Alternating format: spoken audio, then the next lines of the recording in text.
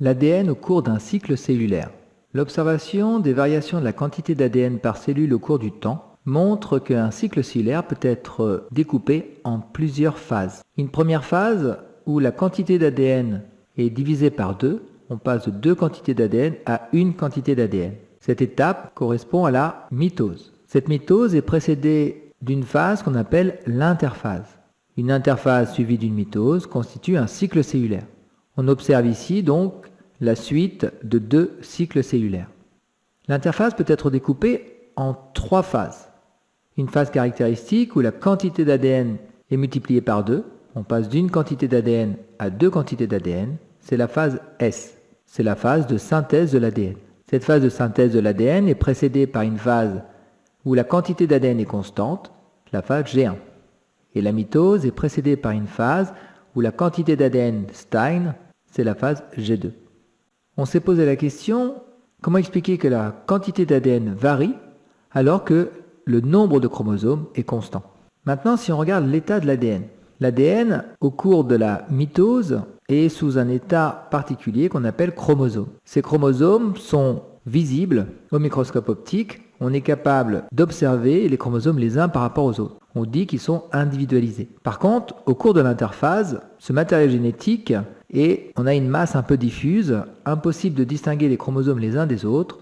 On a ce matériel génétique qui n'est pas sous forme de chromosomes, mais qui est décondensé.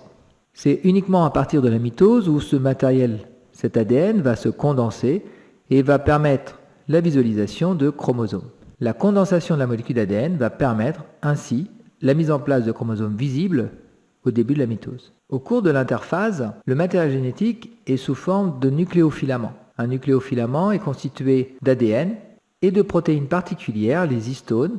Les histones associées à la molécule d'ADN est appelé un nucléosome.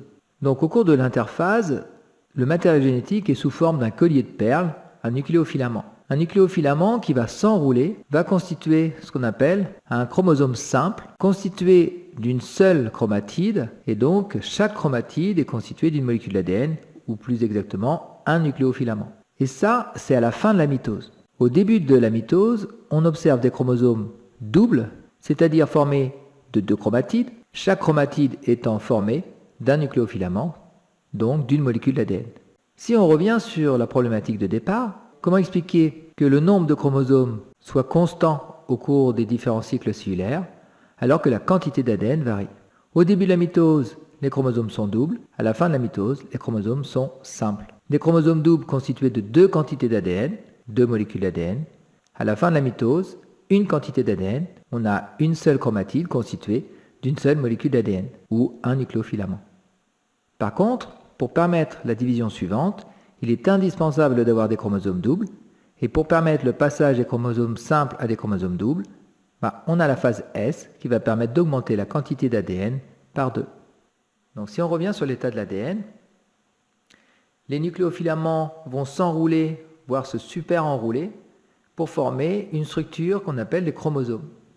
Et au moment de l'interphase, ces nucléofilaments vont se dérouler pour former le matériel génétique qu'on appellera de la chromatine.